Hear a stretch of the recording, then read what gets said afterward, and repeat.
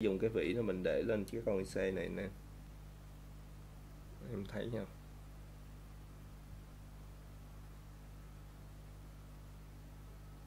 Đó.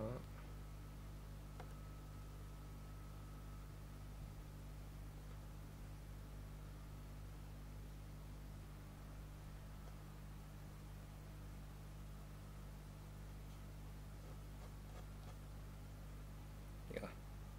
Ok, bây giờ mình lau lại rồi mình dùng cây nhíp á khò lên cái dùng hồi nãy mình mới chét á.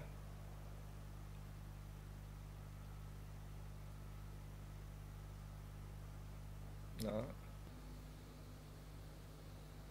ít mỡ hàng lên nha.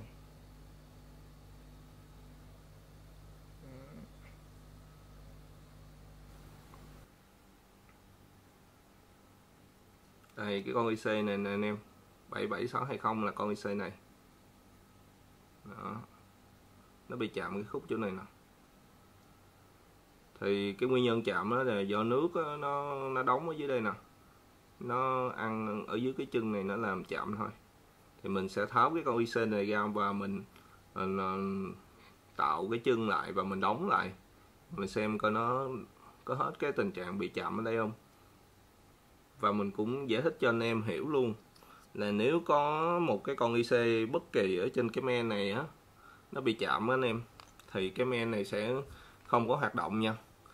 Nó sẽ có cơ chế mà ngắt cái nguồn tổng nè, để cho cái nguồn tổng này nó không có được hoạt động. Tại vì nếu mà chạm như vậy á, mà hoạt động á, sẽ gây ra cháy nổ men, thì nó sẽ có một cái vấn đề gì chạm trên men đó thì nó sẽ ngắt cái IC tổng này.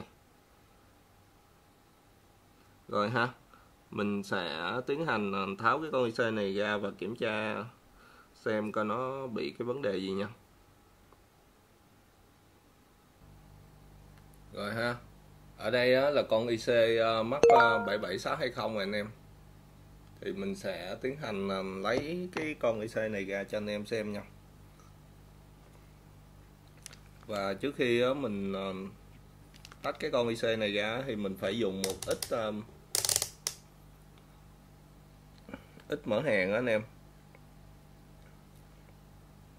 Mình cho nó chảy lên cái con IC này và mình cho nó hơi nóng đó, nó đi xung quanh. Đây, mình cho một ít mỡ hàng lên ha. Đó.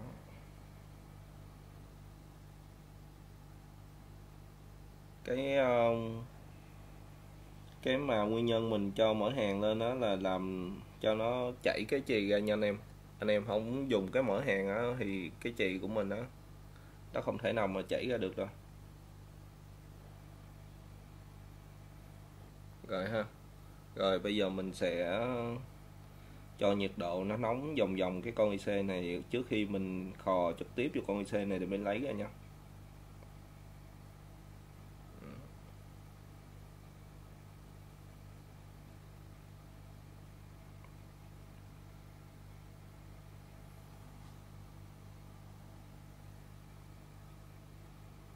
Và anh em để nhiệt độ là ở mức gió 3 và cái nhiệt độ là mức mức 4, rồi xong mình chuyển thành mức 5 nha anh em.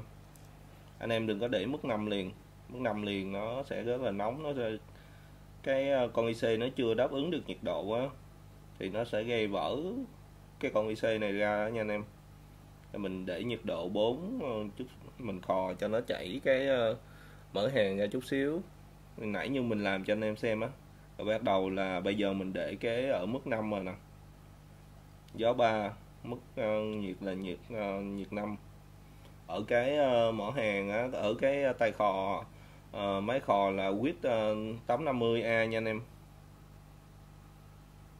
Rồi mình sẽ cho nhiệt trực tiếp lên con IC này để nó chảy rồi mình gấp lên nè.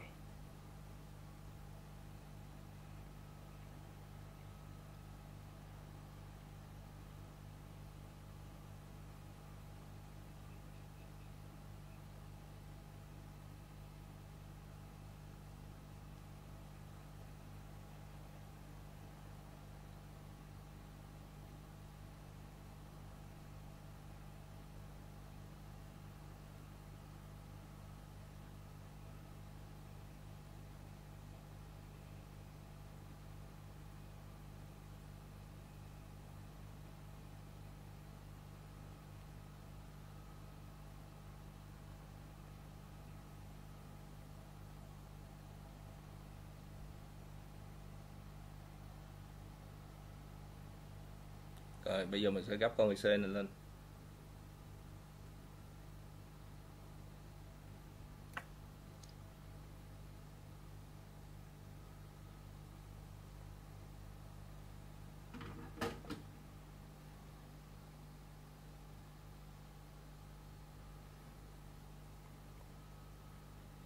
Ở đây thì mình thấy cái chỗ này nó có, hình như chỗ này nó bị dơ nè, nó bị chạm chân nè, thì mình sẽ làm sạch ở đây nha anh em. Mình sẽ tiến hành làm sạch mấy cái chân ở đây, rồi sau đó mình sẽ đóng cái con IC lại như cũ.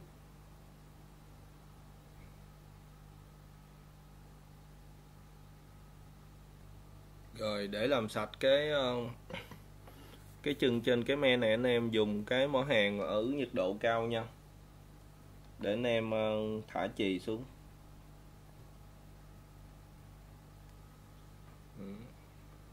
Anh em để nhiệt độ cho nó hơi cao cao một chút.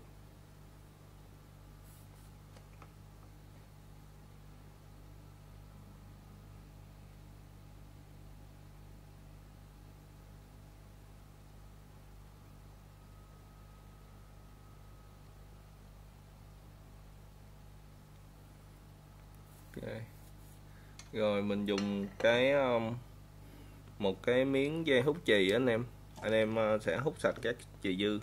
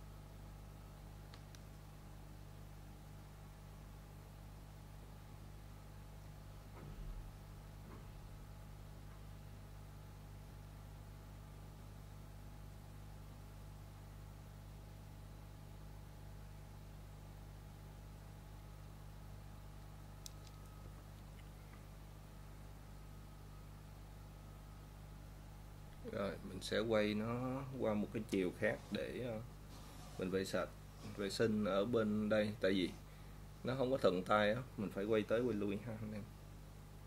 Đây.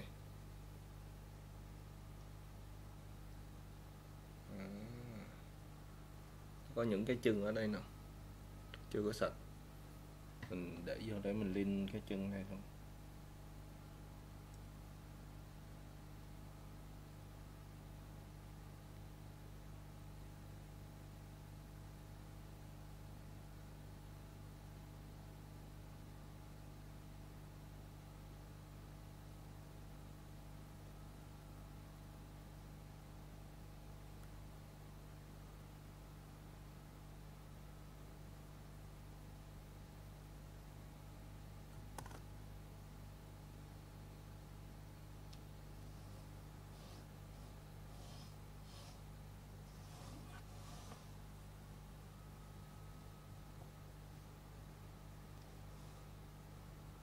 Rồi.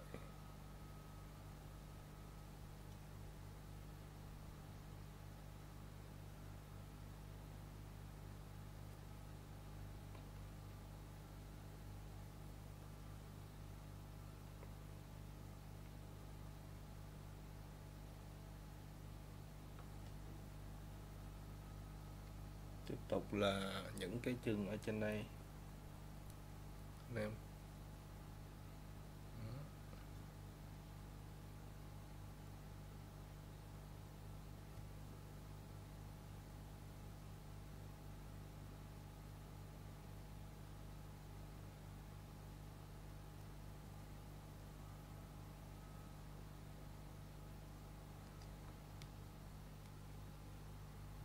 Rồi, ok ha.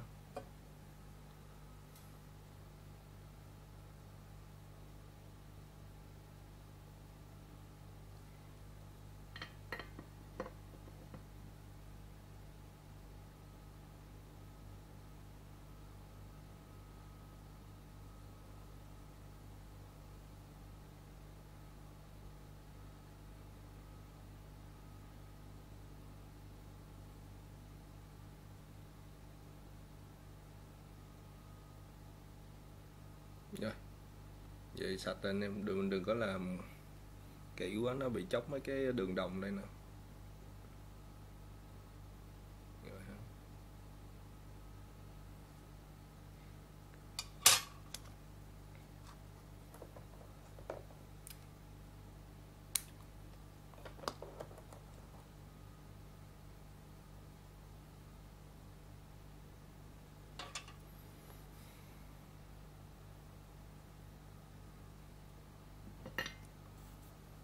Còn mấy cái chân ở trên đây.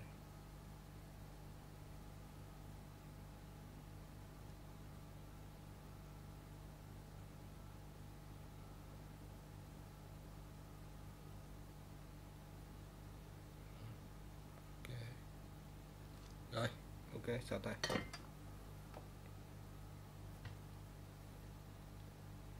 Rồi, để vệ sinh là mình dùng một cái ít dung dịch. Cái chai này nè, mình xịt lên trên đây.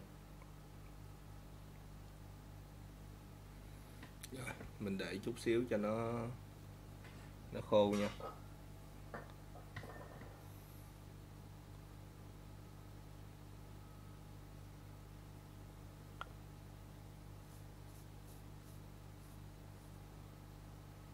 Rồi, mình sẽ dùng cái bàn chải là mình chà cho nó sạch.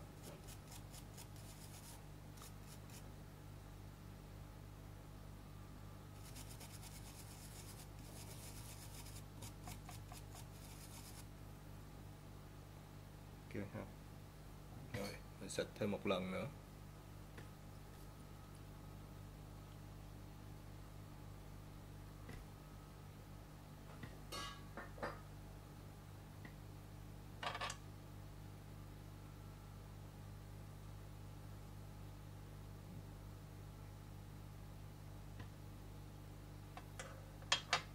Rồi, mình sẽ chà lại.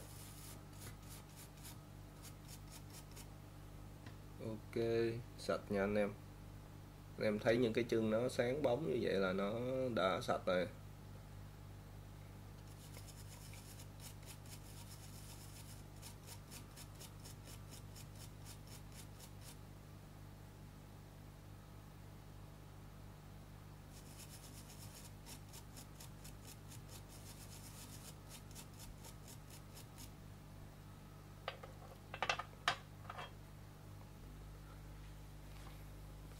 Sau khi vệ sinh xong á, nó có một vấn đề nè anh em có thấy được không anh em? Những cái chỗ này nè anh em thấy không? Nó bị chóc ra ha. Những cái đường màu xanh đó nó không còn nữa. Ở chỗ này cũng vậy nè. Nên hai cái này nó sẽ bị chạm vô nhau nha. Hồi mình đổ chì á, nó có chân á, nó sẽ chạy qua chạy lại á. Cái chỗ này cũng bị nè. Ở đây mình có bị 3 chỗ nha, một chỗ, hai chỗ, ba chỗ.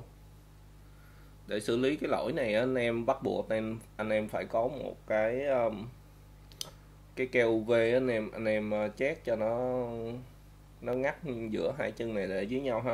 Ở đây cũng vậy nè, chỉ cho nó có vòng tròn này thôi, hai chân này nó không được chạm nhau như vậy. Chỗ này cũng vậy. Rồi bây giờ mình sẽ tiến hành đổ cái keo UV cho anh em xem nha.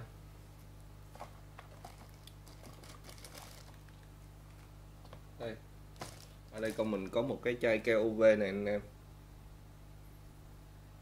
Rồi mình sẽ chấm một ít thôi nha anh em. Mình dùng một ít, rất là ít luôn, chứ mình đừng có làm nhiều quá, nó sẽ bị lem ra những chỗ khác mà mình ngồi mình cạo đuối luôn á. Rồi ha, mình sẽ chấm một ít cái này lên, cái keo UV á anh em nè, chỗ này ha, một miếng chỗ này đó, một miếng chỗ này, rồi một miếng chỗ này ha. Rồi. Rồi, khi đã chấm cái keo UV lên rồi, anh em dùng một cái miếng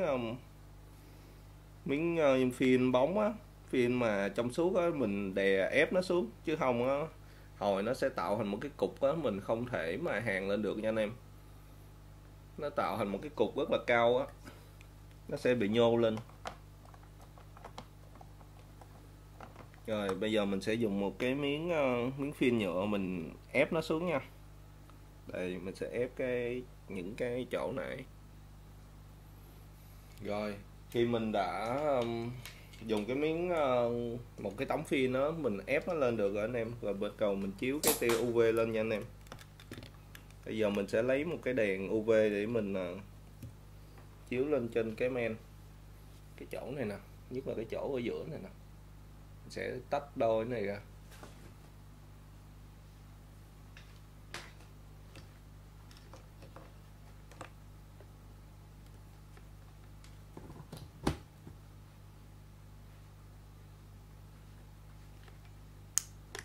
Rồi mình sẽ bật cái đèn UV lên, mình chiếu thẳng lên trên đó.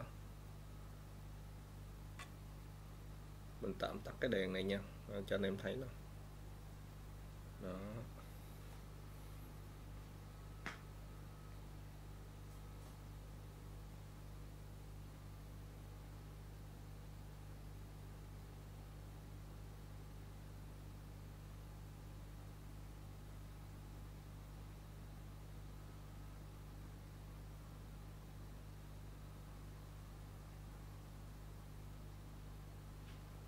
Rồi mình sẽ để khoảng vài phút nha, cỡ chừng 2-3 phút gì đó, rồi xong mình sẽ tháo ra cho anh em xem.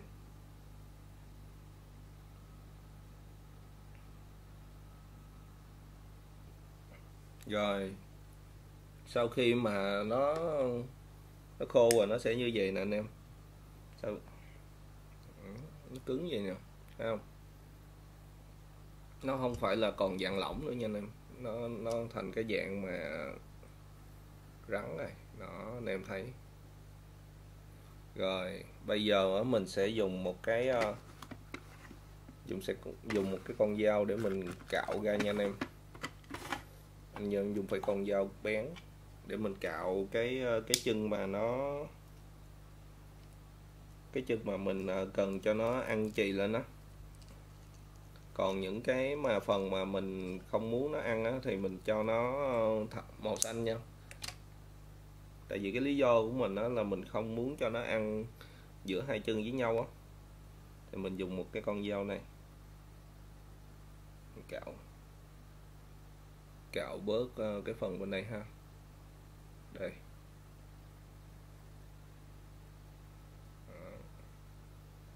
Cạo nhẹ thôi nha anh em.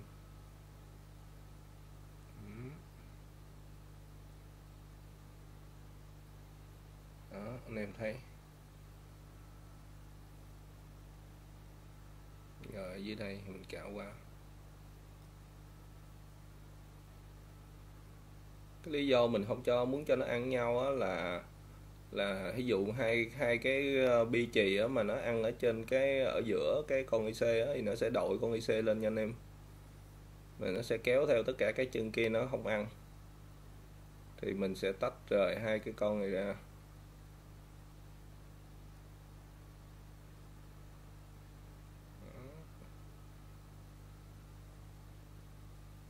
Rồi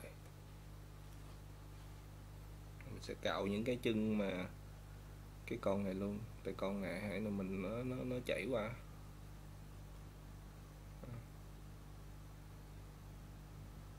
Keo á, nó lúc mà mình đè nó lỡ nó chảy ra qua hai mấy con này nè, mình phải cũng cạo ra luôn.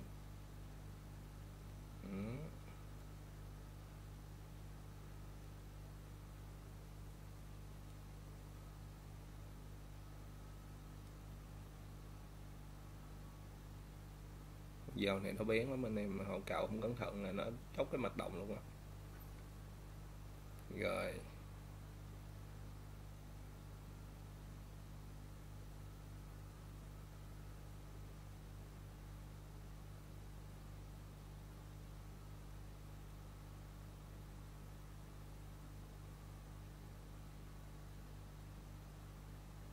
Cái đến mình cạo tiếp những cái chân này. Đây, đây nó bị dính rồi. Rồi luôn.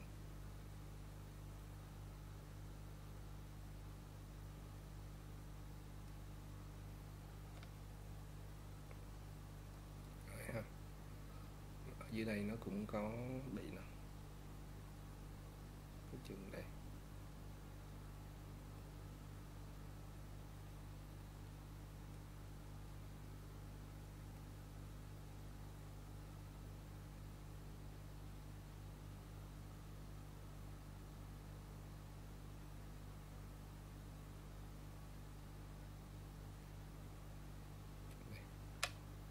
Ok.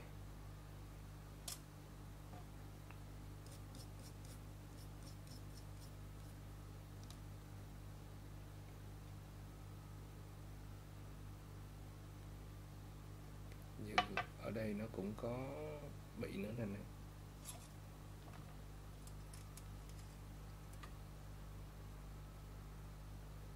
Cái chân chỗ này.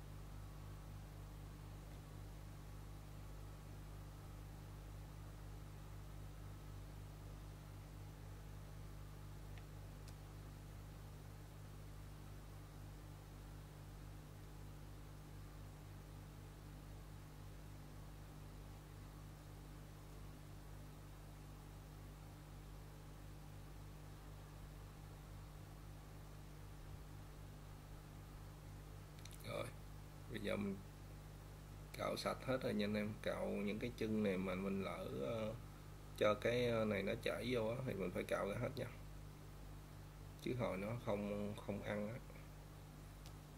Rồi. Ok.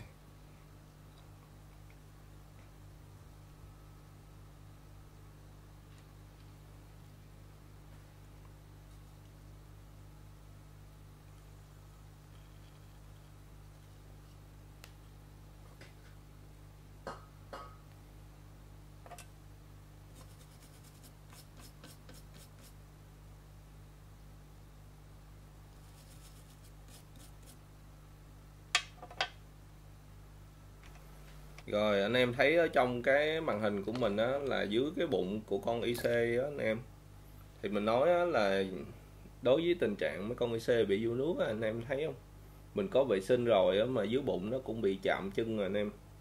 Những cái này là mấy cái nước, mấy cái dơ á, nó bị ra nè. Thì cái trường hợp này á, thì mình bắt buộc là mình phải vệ sinh lại thôi. Thì mình sẽ dùng một ít cái chì á anh em. Mình dùng chì trước đi. Mình sẽ liên những cái chì dư này ra, chì dơ này ra hết. Xong mình sẽ dùng cái dung dịch để mình vệ sinh lại nha. Rồi mình sẽ dùng một cái mỏ hàn nha, mình clean những cái chì dơ này ra.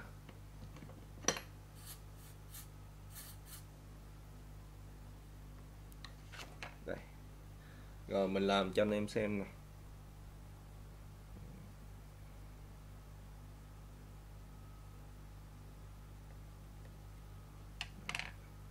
Đó, anh em thấy không? Nó cái nhựa thông lên đó, cái mở hàng lên đó, cái nó liên sạch bớt bớt anh. Rồi mình đợi cái mỏ hàng này nóng nha. Hồi nãy mình tắt cái mỏ hàng.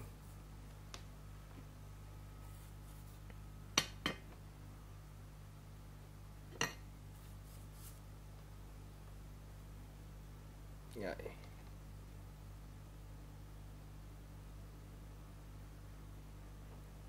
Đó.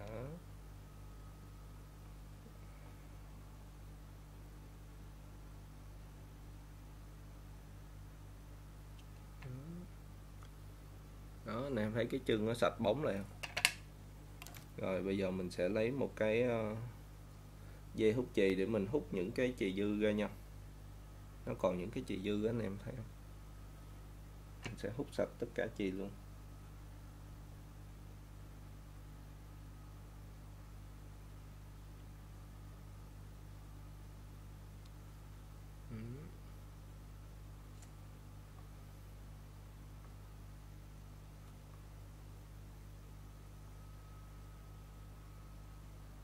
Đây nó còn nè.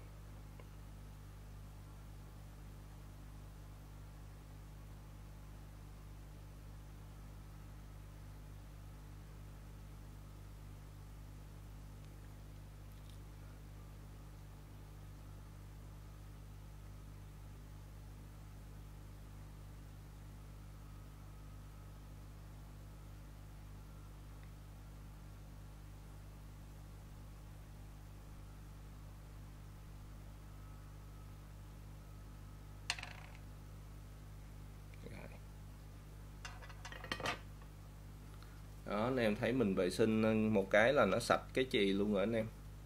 Những cái chân mà nó bị dơ, những cái chì đó, nó sạch sẽ luôn á. Bây giờ mình nếu mình kỹ đó, mình sẽ vệ sinh lại một lần nữa. Rồi mình sẽ đóng lại cái chân cho con IC này nha.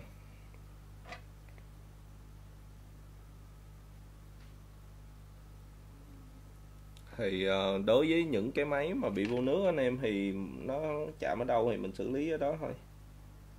Chứ mình cũng không có biết là cụ thể là nó nằm đâu. Nó thể nó chạm dưới chân con IC, hoặc là nó chạm ở bất kỳ một cái tụ hay là một cái linh kiện nào đó mà nó chết, thì mình bắt buộc mình phải xử lý hết cái máy á anh em.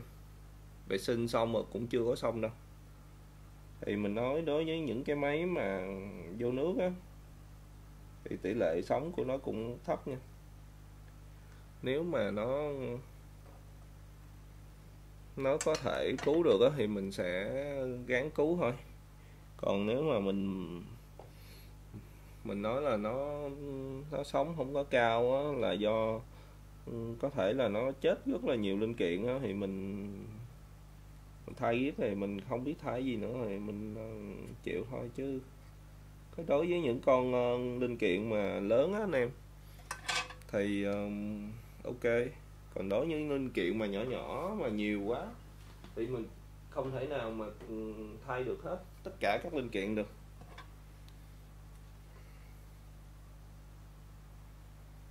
Rồi.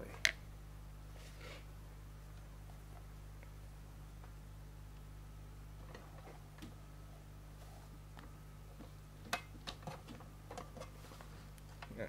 Đây là cái con IC mình vệ sinh sạch rồi.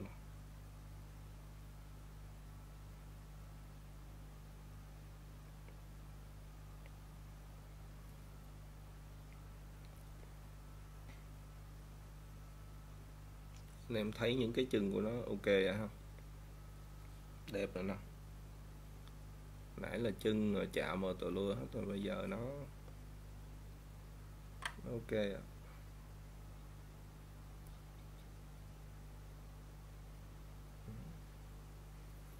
Cái chân này mình chỉ cần đóng lại là được rồi, không có vấn đề gì đâu.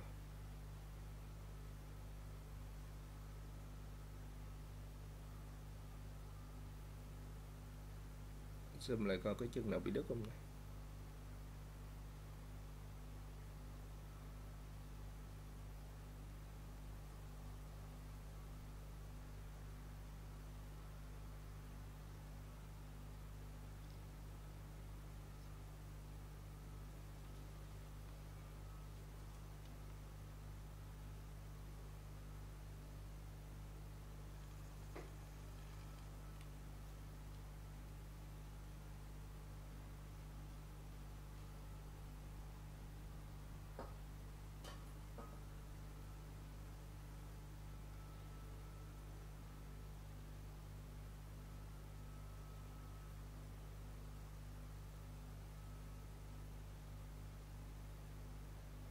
Thì mong cái con này nó không chết thôi nha anh em, rồi mình đóng lại thì nó sẽ ok á.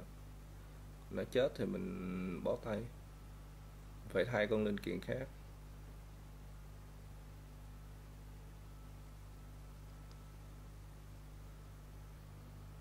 Tại vì cái chân của con IC á mình đã vệ sinh sạch á thì nó sẽ mất những cái chân, thì mình sẽ tạo thành những cái chân mới lên cái con IC này, và mình sẽ phục vụ để đóng lên cái men kia. Để mình vệ sinh sạch rồi nè, anh em thấy những cái vết mà dơ của nó đã không còn nữa. Rồi bây giờ mình sẽ lấy một ít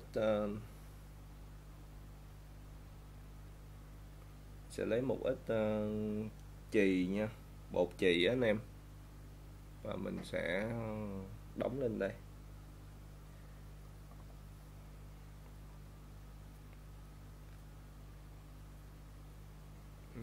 Để con IC nằm ngay giữa nè.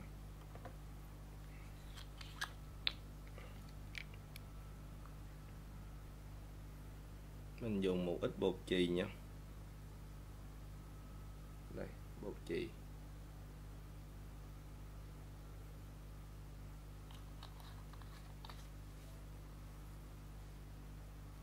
Cái bột chì bí quyết là anh em đừng có để cho nó bị ướt quá hoặc bị khô quá nha.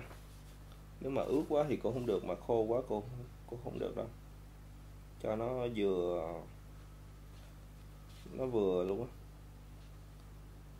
Nó không khô mà cũng không ướt. Rồi mình sẽ dùng cái vỉ đó mình để lên cái con IC này nè, em thấy nha.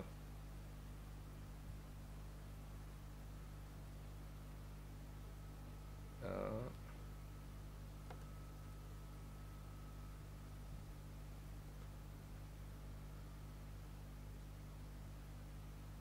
Rồi khi mà mình áp lên cái con IC này, mình dùng cái tay mình giữ lại nha.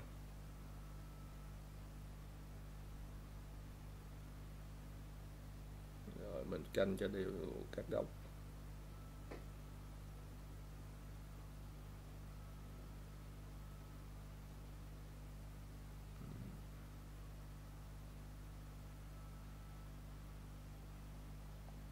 Rồi tương đối thôi.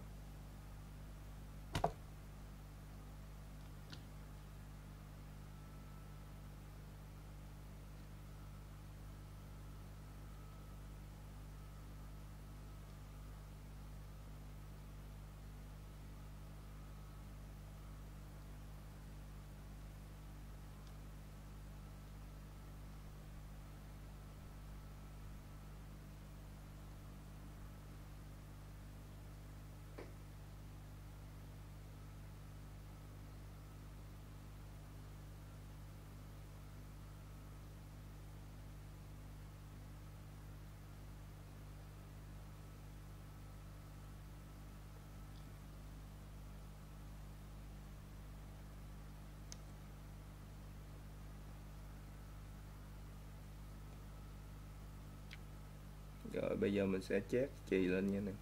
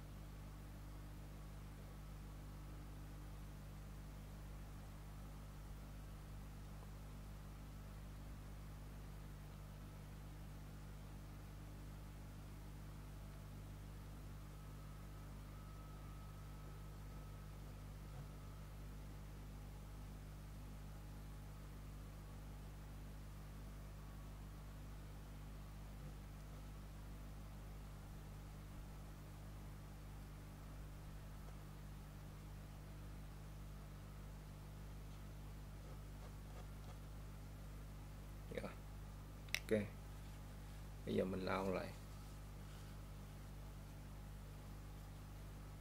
rồi mình dùng cây nhíp á, mình cố định lên.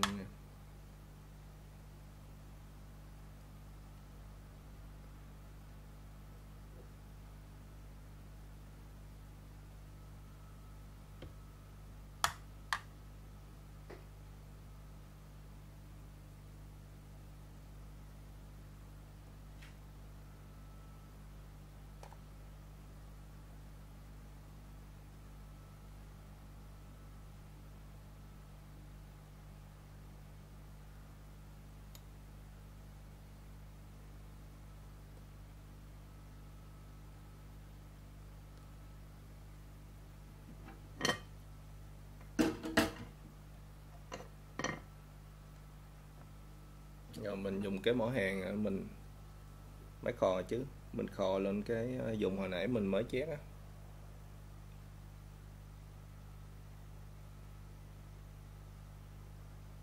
Đó. Rồi mình giữ cho nó khoảng vài giây nha anh em. Mình đừng có lấy ra liền, nó chưa có khô.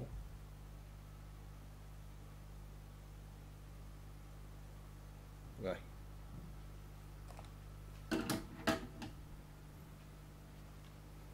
Bây giờ mình sẽ dỡ cái con IC này ra.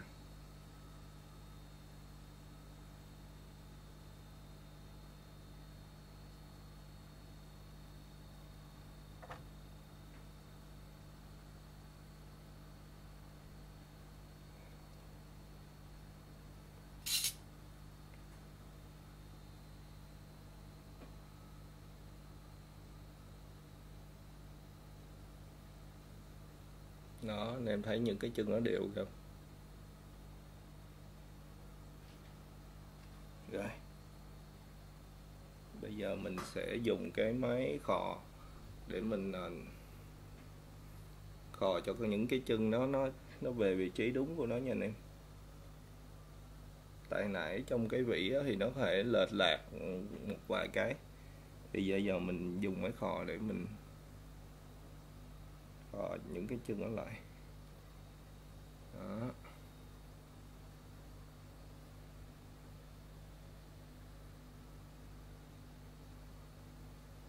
Rồi mình cho nó một ít mỡ hàng lên nha.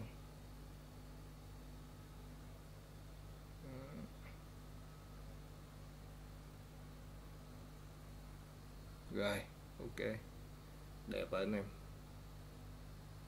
Anh em thấy những cái chân của nó đều không?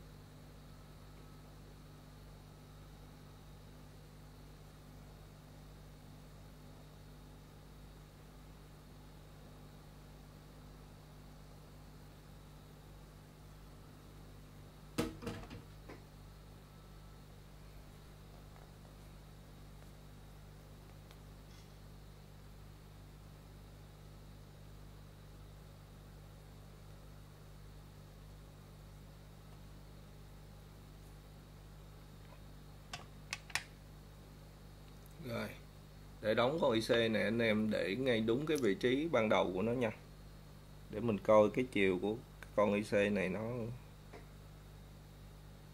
đây. Đây, cái chiều của IC này nó nằm gì như vậy nè. Đó. Đó, nó sẽ nằm như vậy.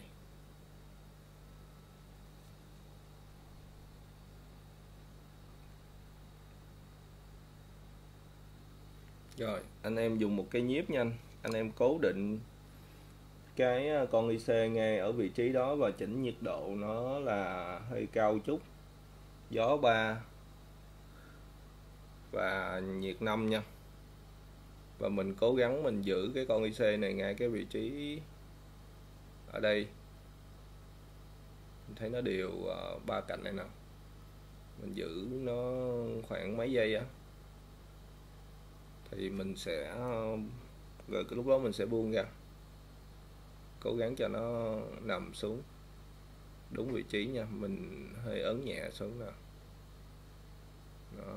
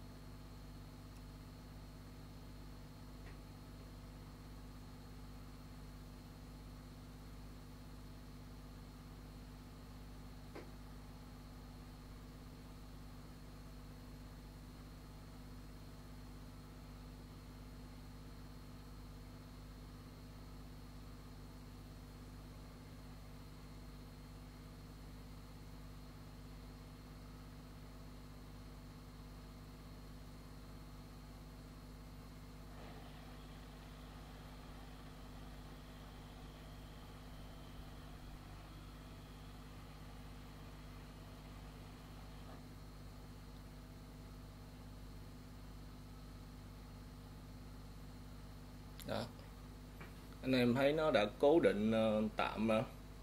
Mình sẽ rút cây nhíp ra nha. Hồi nãy do mình chưa có chỉnh nó tối ưu á thì mình chưa có dám. Rồi nếu mà nó đã dính như vậy anh em sẽ hạ nhiệt độ xuống nha. Anh em chỉ hạ xuống nó là 400 nha anh em. Anh em đừng có để nhiệt độ đó, mình phải hạ nhiệt độ xuống là 400.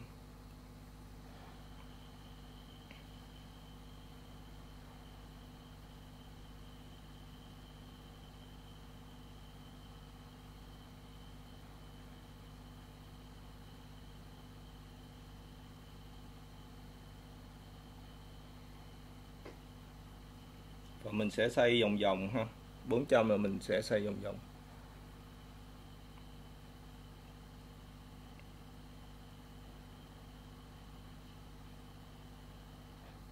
Rồi, kế đến là mình sẽ đưa lên 450.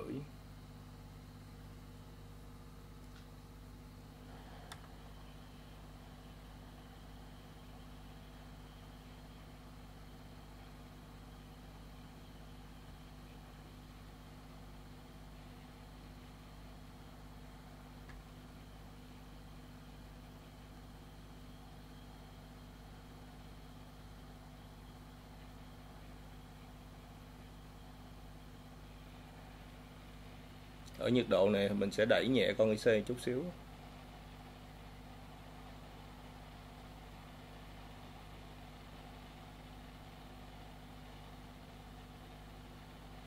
Ok, thấy nó về vị trí cũ là ok anh em.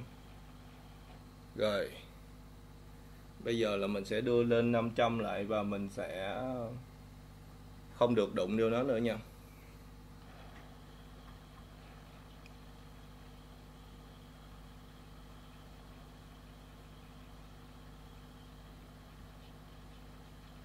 Đây giống như cái bước mình khóa cái IC lại nha anh em.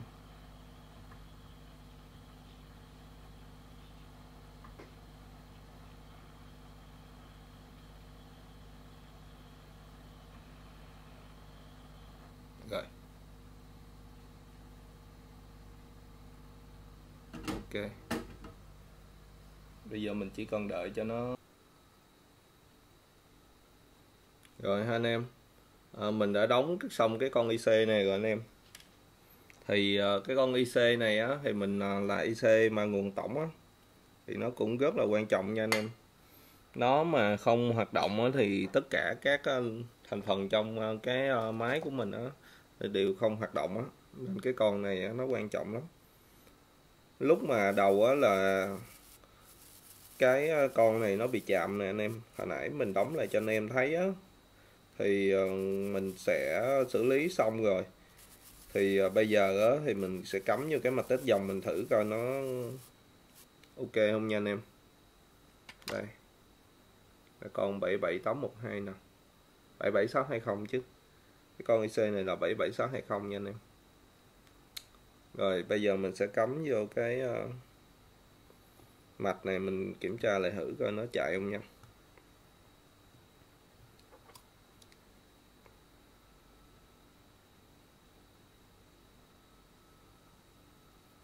Anh em coi cái đồng hồ nó nhảy nè, nó phải nhảy về vị trí không á nó mới hoạt động ok nha anh em. Đó. Rồi nó bị đứng ở vị trí này rồi nè anh em, nó không trở về không được. Thì mình để mình coi coi nó chạm ở đâu nha anh em. Mình không biết nó có bị chạm không. Thì mình mở cái đo nhiệt lên mình coi. CPU có nhiệt độ nè.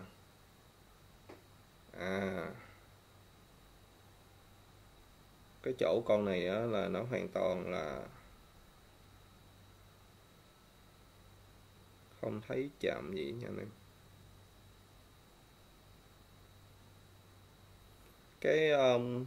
Cái con chỗ IC này cũng quan trọng này anh em.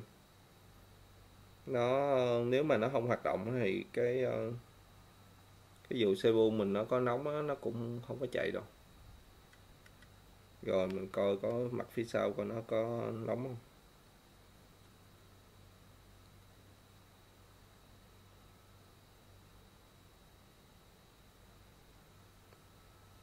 Con IC này hoạt động này anh em.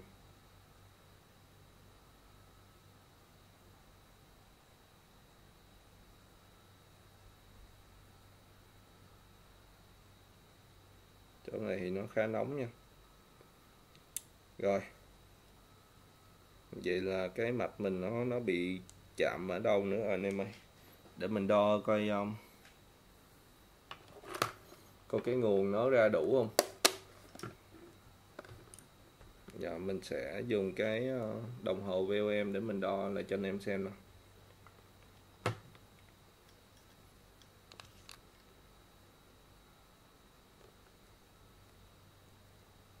Anh em chịu khó là mình sẽ kéo gần gần lại cho anh em xem nha.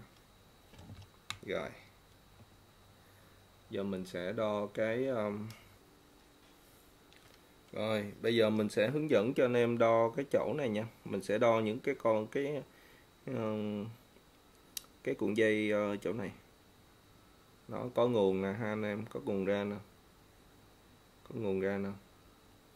cái này kêu bằng cái gì cuộn dây hay gì đó anh em, mình không biết nữa, mà mình biết là ở đây nó có một cái nó tạo ra những cái điện áp để nó đưa qua cái con IC để cho CPU hoạt động á. Ở đây chứng tỏ là những cái này nó hoạt động nè anh em ơi. Đủ nè, một con nè, hai con là có nguồn nè, 1.8 nè, 1.3 nè, 1.1 nè, 1.1 2 chấm gì nè, chấm. Ok anh em. Giờ mình đo chỗ cái nguồn chỗ con CPU coi có nó có hoạt động không nha anh em. Nè, cái nguồn chỗ này á, là nó sẽ cung cấp cho CPU của anh em. Ở đây không có nè ha. Ở đây cũng không có luôn. Chỉ có hai bên đây thôi anh em. Thì có thể là do nó không có nguồn cho RAM hay CPU gì á, thì nó sẽ không hoạt động cái mạch này nha anh em. Có thể là nó sẽ bị chậm cái con này nè. Cái con này nè, để mình zoom lại cho anh em xem. Đó. Có thể là nó chậm cái con này, hoặc con này nó chết. Ở đây không có nguồn nè, hai chân này nó phải có nguồn thì nó mới boot vô được, còn không nó sẽ bị vướng ở đây hoài luôn. Rồi có thể là cái con này nó bị chạm rồi anh em. Rồi mình sẽ tháo cái con này ra để mình coi ở phía dưới chân á nó có bị dơ hoặc là bị vướng vô nước như cái con IC kia mà nha anh em. Tại IC kia nó cũng là IC mà gầm dưới á, con này cũng gầm dưới luôn nè.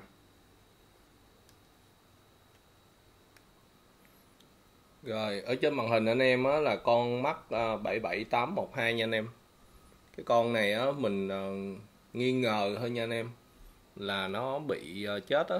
Tại vì mình đo chỗ con mắc 77620 á, nó xuất nguồn đủ bình thường, mà tới cái con này á thì mình thấy nó chỉ có nguồn ở đây với đây thôi, hai con ở đây thì nó không có nguồn nha anh em. Rồi bây giờ mình sẽ tiến hành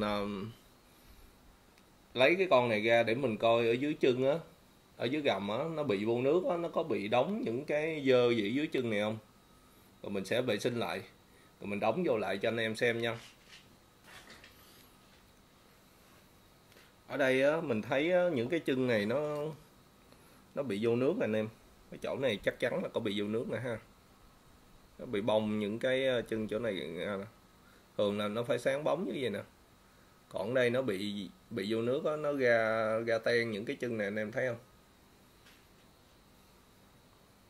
Rồi ha, bây giờ mình sẽ dùng máy khò để mình khò cái con IC này ra nha anh em, và mình sẽ mở máy khò và mình đợi chút xíu mà nó nóng lên đủ nhiệt độ á, rồi mình sẽ khò cho anh em xem.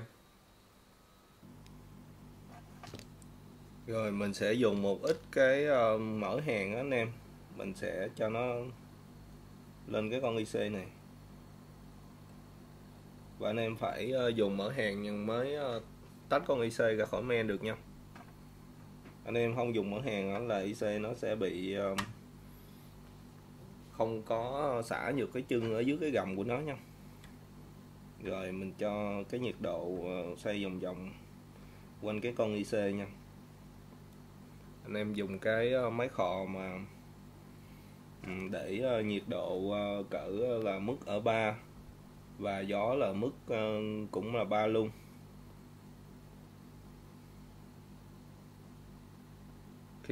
Khi này là mình chưa có lấy cái con IC ra nha anh em, mình chỉ cho nó mới nóng thôi.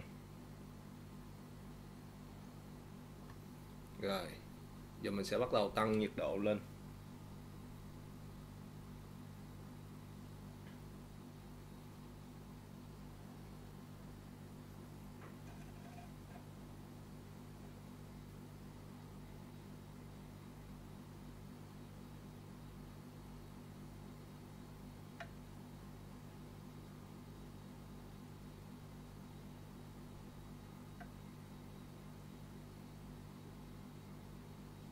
Khi này là mình sẽ lấy cái con IC này ra nha, mình chỉnh lên mức nhiệt độ là số 5 và gió là số 3.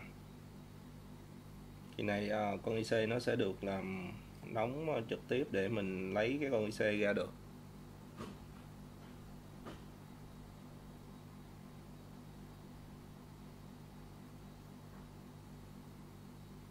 Và để biết con IC nó đủ nhiệt á anh em đụng nhẹ vô, nếu nó lắc lắc đó là nó chạy đó là mình có thể gấp ra được rồi nha.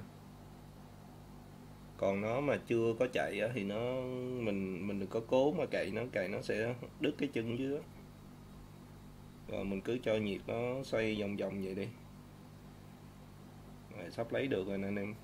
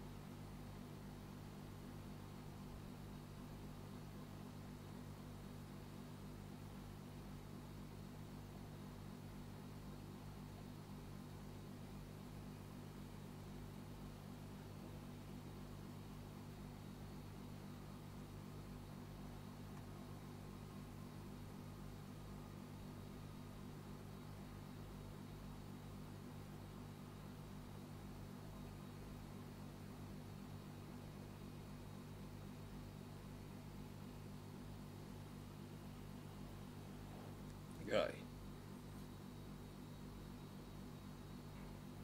Rồi mình đã lấy được cái con IC ra nha anh em. Thì mình thấy ở dưới chân này á, là nó cũng ở trên men nó cũng chưa có bị cái tình trạng mà nó bị đóng dơ đâu. Để mình coi trên cái con IC nó có bị không nha. Thường là IC bị nhiều hơn.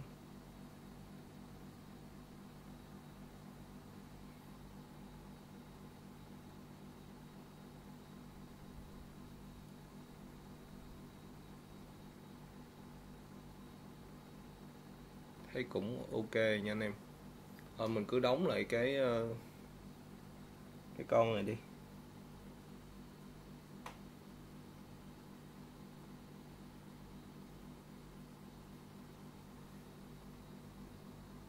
Rồi mình sẽ tiến hành vệ sinh nha, và anh em xem mình vệ sinh nha.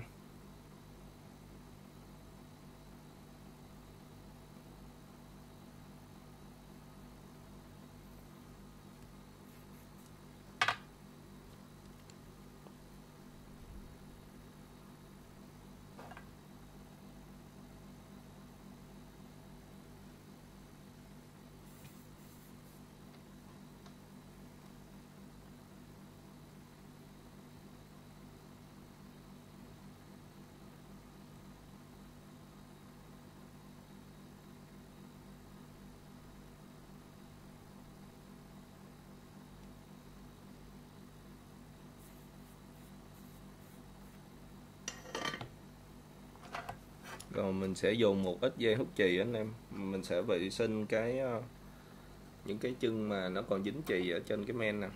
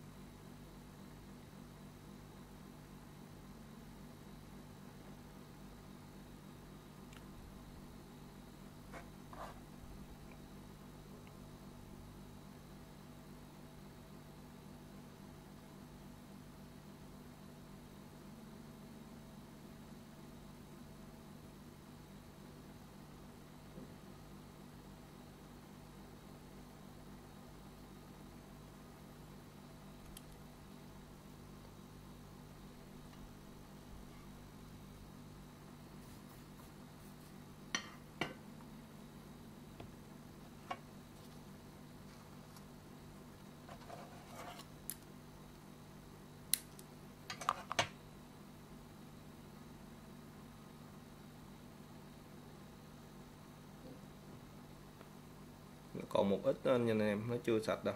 Để mình làm một lần nữa là nó sẽ sạch những cái chân ở bên đây.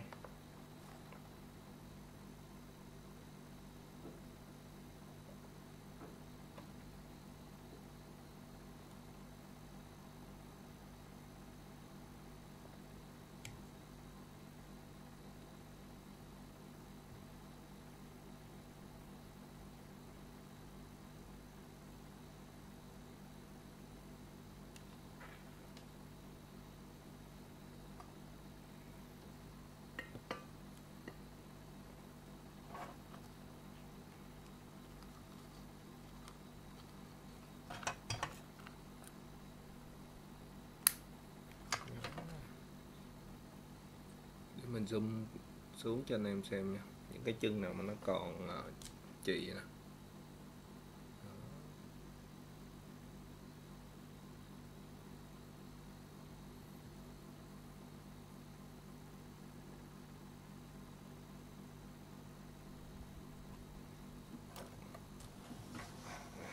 sẽ xoay cái con IC này lại cho nó dễ làm.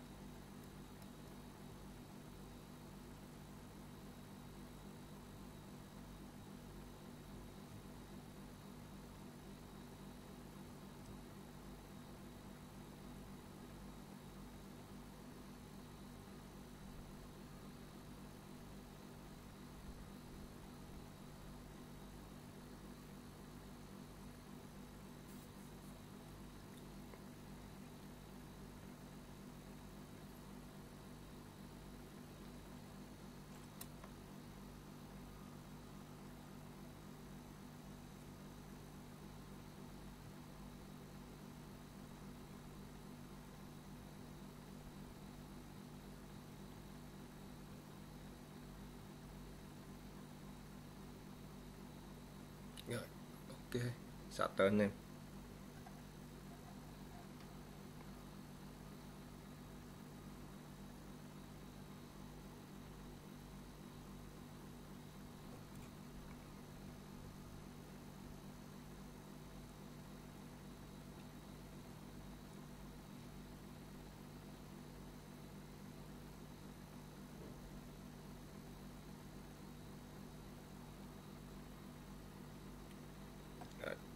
Ok nha, sạch rồi. Và nó có bị cái tình trạng là mấy cái chân chỗ này nè anh em, nó bị chóc. Em thấy nó bị chóc ra.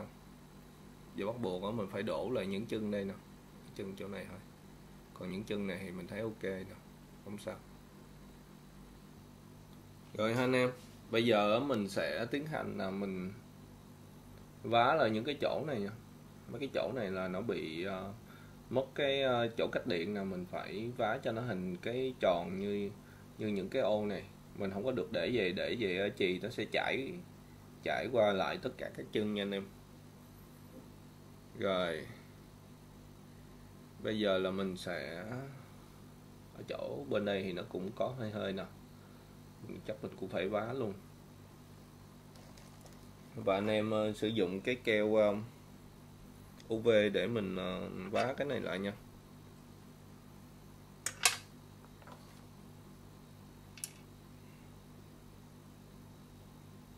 Rồi mình sử dụng một ít keo UV thôi nha anh em thấy trên màn hình nè.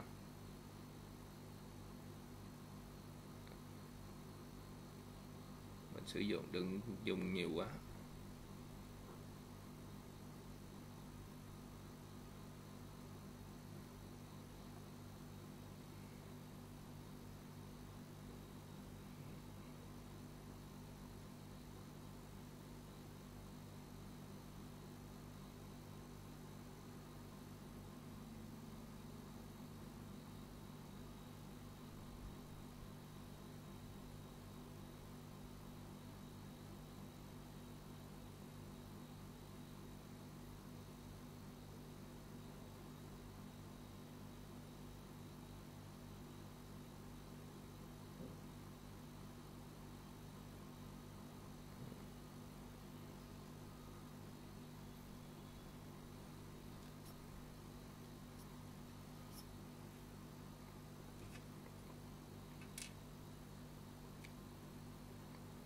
Rồi anh em, mình đã chấm cái keo UV lên. Và bây giờ là mình sẽ dùng một cái miếng phin để mình cho nó tản ra nha. Mình không có để nó một cục như vậy. Nếu mà để một cục như vậy thì nó sẽ làm cho cái keo UV nó sẽ bị nhô lên rất là cao á. Thì lúc mình nó cứng lại á, thì nó sẽ không còn không có thể mà mình gắn cái con IC lên được nha. Thì bắt buộc là mình phải cho cái keo UV nó tản ra.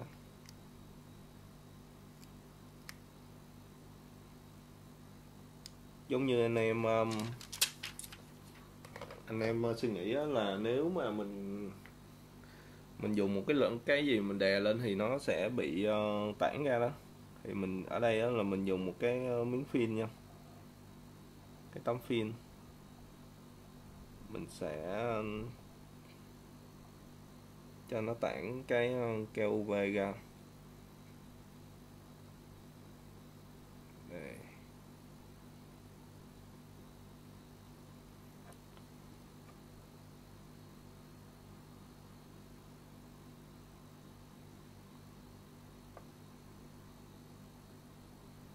Đó, mình để tấm phim lên nè. Đó, anh em thấy ha.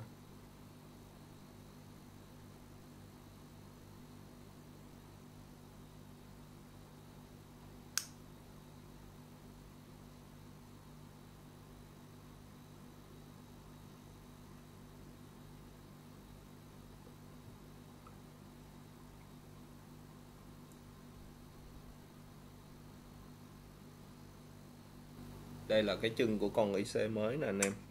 Và mình sẽ không dùng cái chân của nó nha, và mình sẽ đổ một cái chân mới lên.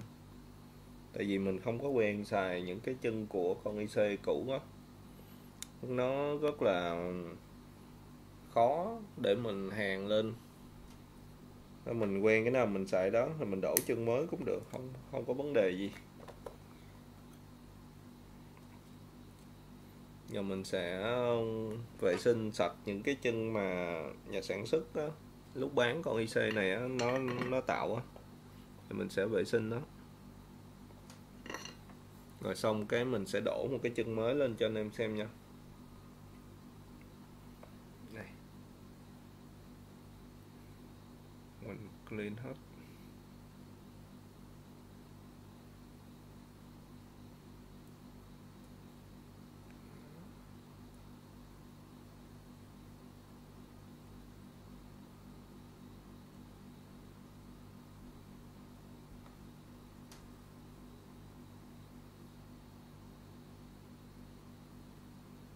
Rồi mình sẽ dùng một cái dây hút chì á, mình sẽ vệ sinh lại một lần nữa.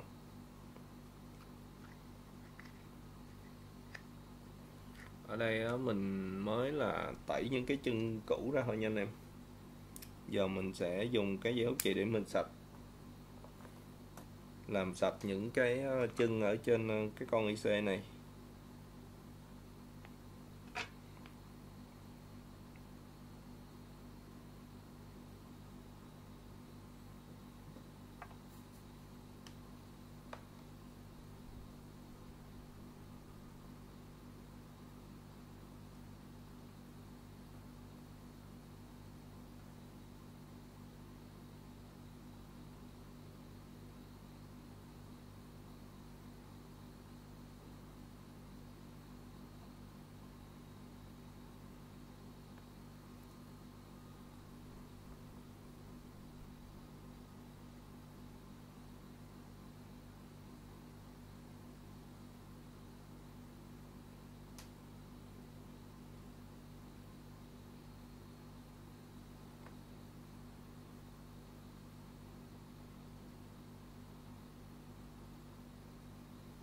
Rồi.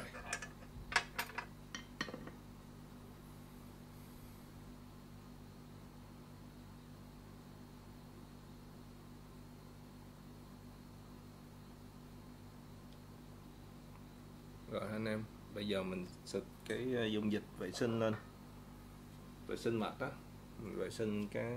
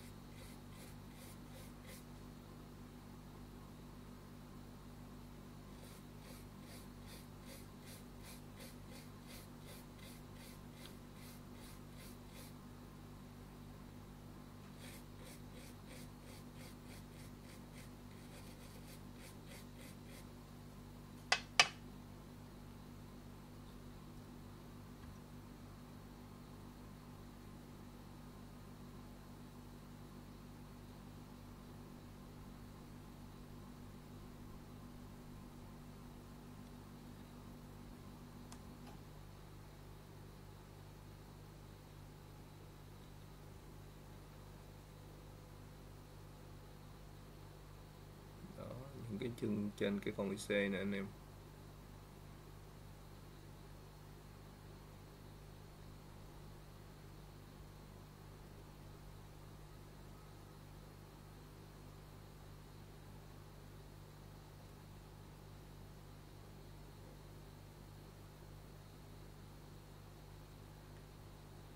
Rồi ha. Rồi bây giờ là mình sẽ tiến hành tạo những cái chân trên cái con IC này cho anh em xem liên một lần nữa.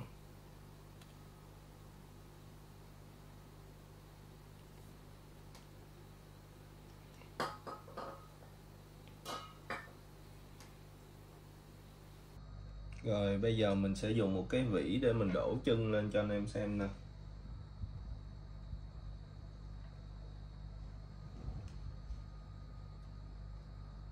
Rồi mình để cái vỉ lên nè, để lên cái con IC hồi nãy của mình đó. Đó anh em thấy ha.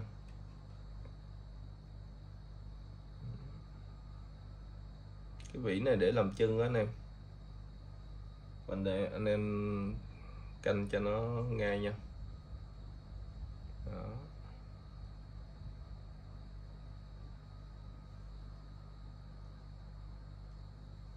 Rồi khi nó đã vô vị trí như vậy á thì mình chỉ cần là mình dùng cái bột chì á, mình sẽ chét lên cái chân này nha anh em.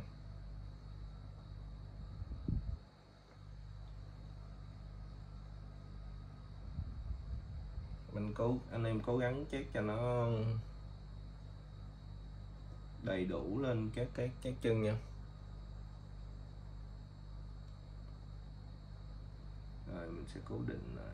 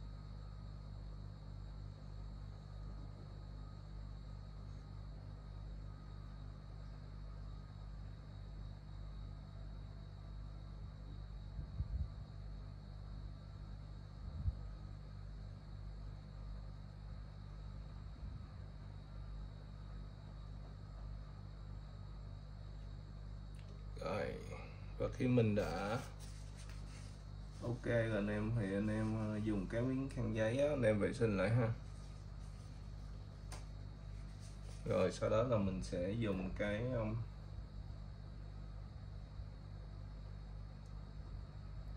cây nhíp ha. Anh em hơi đè nó xuống một chút xíu.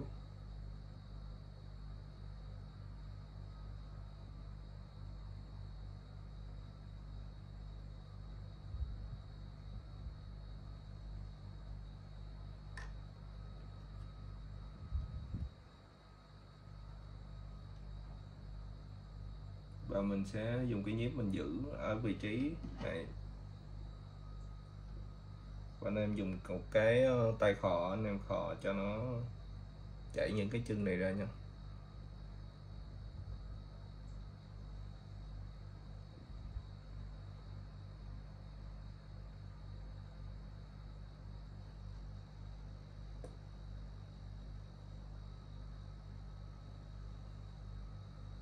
Ok và mình giữ nó ở vị trí này một chút xíu nha anh em, mình đừng có lấy ra liền.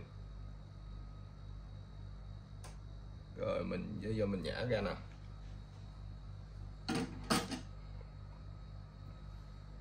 Cho đến đó mình sẽ lấy cái con IC này ra.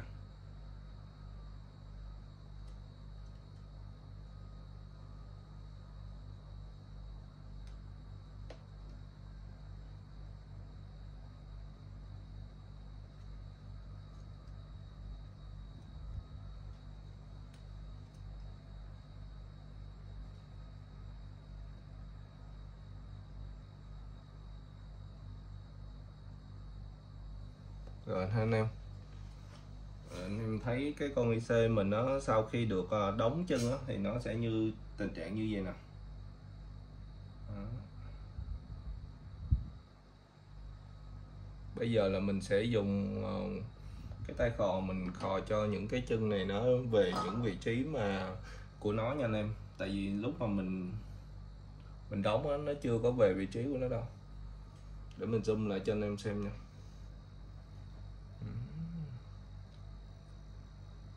Đó.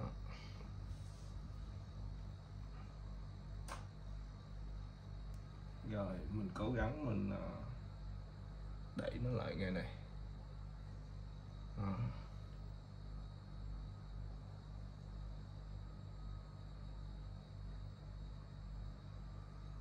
Đó. Anh em thấy nó đã khác so với lúc nãy ha. Bây giờ mình cho nó một ít mỡ hàng lên nha.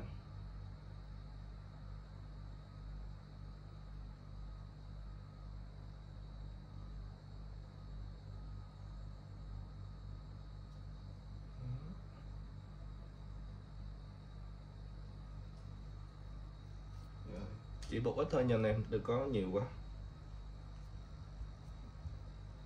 Rồi bây giờ mình sẽ cho nó thẳng lại để anh em dễ nhìn nha.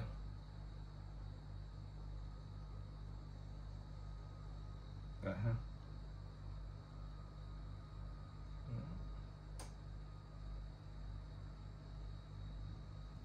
Rồi ok anh em. Đó.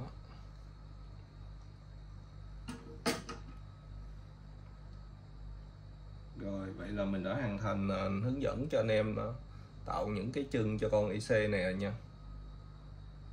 Em thấy á, những cái chân này nó rất là đẹp luôn á. Phải tạo cho nó đều như vậy á, lúc mình đóng lên nó mới ok nha anh em. Đó, mình zoom lại nè.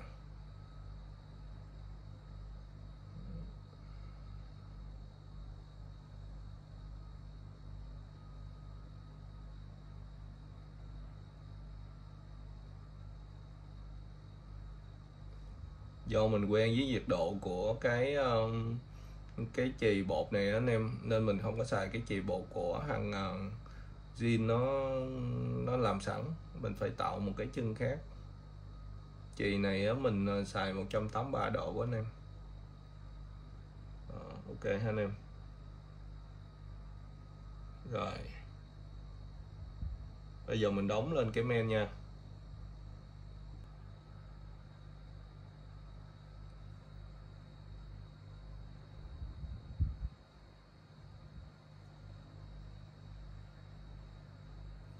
Rồi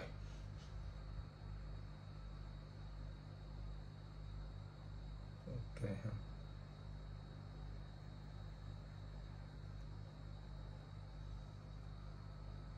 Rồi kế đến đó là mình sẽ để cái con IC lên nha anh em. Và anh em có nhớ cái chiều của con IC của mình không?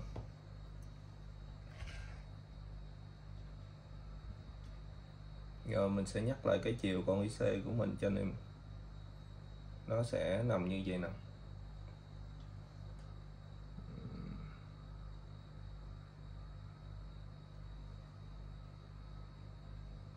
Cái chữ mắt 77812 nó sẽ nằm theo cái hướng đây. Thì cái con IC mình nó sẽ nằm vậy.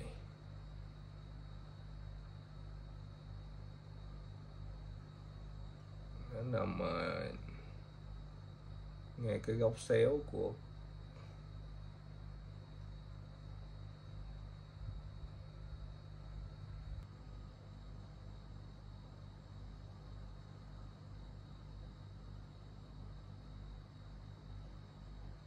rồi bắt đầu là mình dùng cái tay khò mình đưa vô nè.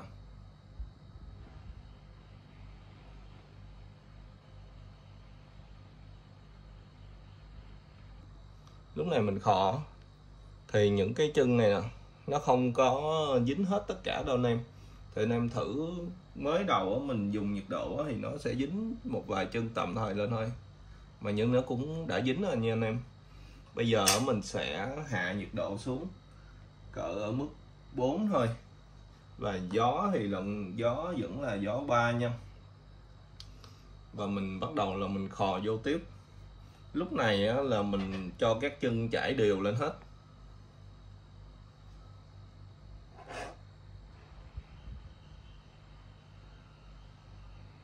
Đó, mình sẽ khò chung quanh nha anh em.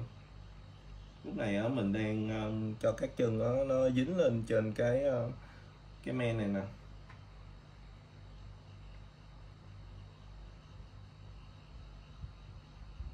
Lúc này mình cũng chưa có đụng lên cái con IC đâu nha anh em. Rồi.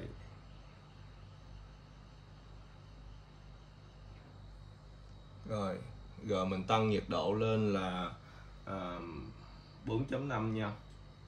Gió vẫn là gió 3 nha. Lúc này mình sẽ đụng nhẹ lên cái con IC nha.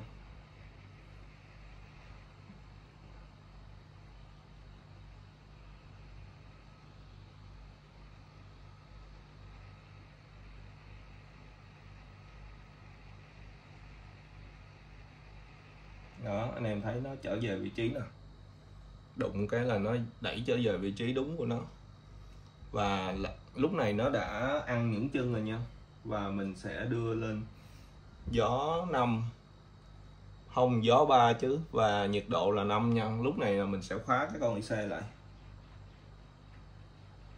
Lúc này mình không có đụng lên con IC nữa nha anh em.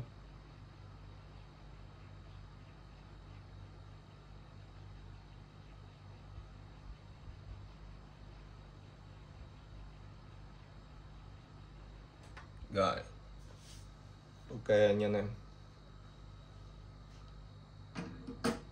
Giờ mình đã hoàn thành hướng dẫn cho anh em cách đóng cái con IC này lên trên cái men nè.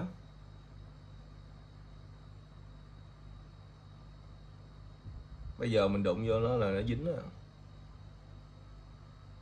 Đó, thấy không? Rồi, nếu anh em thấy những video của mình hay á, thì hãy cho mình một nút like nha, và một cái nút đăng ký để mình có động lực làm nhiều video hơn để gửi đến anh em nha. Rồi, cảm ơn anh em rất là nhiều luôn. Rồi mình để cho nhiệt độ nó xuống chút xíu, rồi mình sẽ cắm vô cái mặt test dòng để mình test coi nó làm sao rồi nha anh em. Rồi ha anh em. Và khi mình thay cái con 77620 và cái con IC này á, thì mình sẽ cắm thử cái mạch test dòng vô để mình kiểm tra thử coi nó hoạt động không nha. Mình cắm vô thử. Nè anh em. Nó bị cái lỗi là bị cắm vô thì nó bị quạt quay nhanh nha. Để mình mở lên thử coi.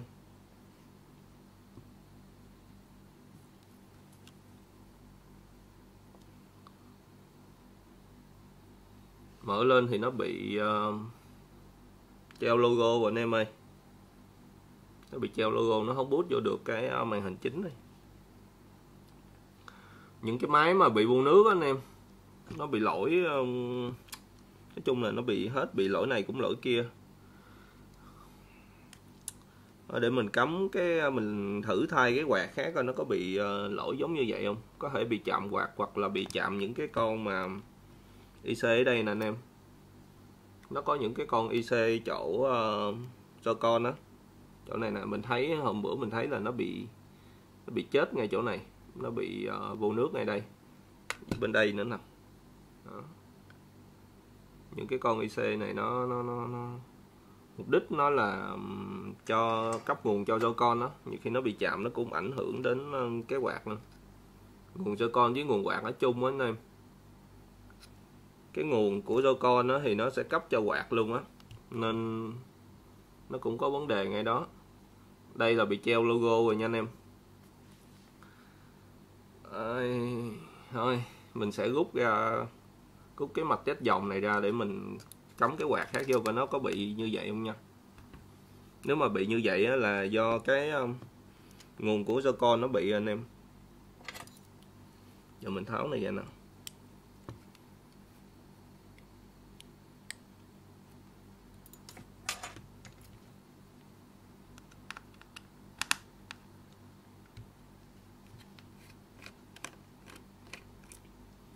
Cái Cái này mình cũng làm hết sức mình rồi nha anh em.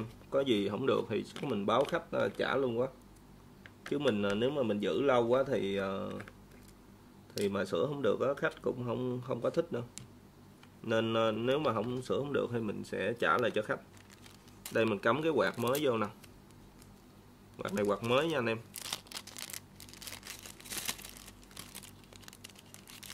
Mình cắm thử coi nó có bị tình trạng mà bị chạm như vậy không.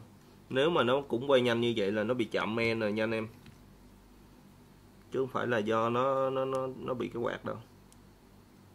Thường mấy cái quạt này là nó đứt là nó không có chạy, chứ nó không phải quay maximum như vậy.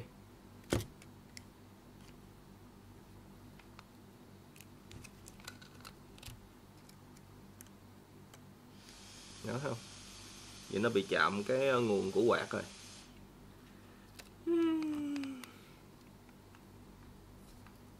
Rồi, thôi tháo ra. Chắc mình gáp lại mình trả cái máy này cho khách luôn anh em ơi. Nó bị nhiều vấn đề quá.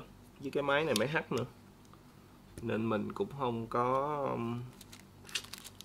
có khả năng mà fit hết các lỗi. Tại vì cái bo H rồi bo này kia, bo trên men rồi bo H rồi tùm lum dây á.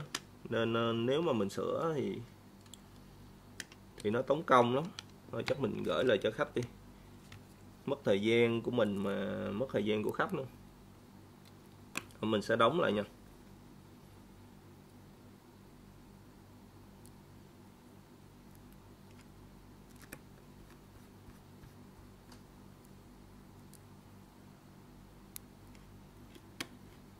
Rồi, vậy cái máy này mình trả lại cho khách nha anh em.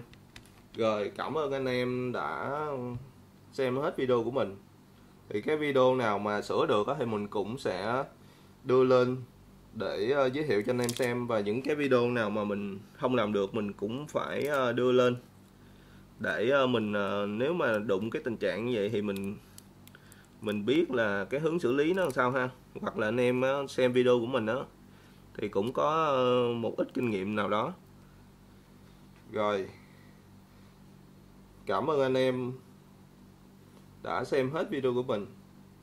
Nếu anh em thấy hay thì hãy cho mình một nút like nha, và một cái nút đăng ký để mình có động lực làm nhiều video hơn để gửi đến anh em. Rồi chúc anh em thật là nhiều sức khỏe và thành công nha.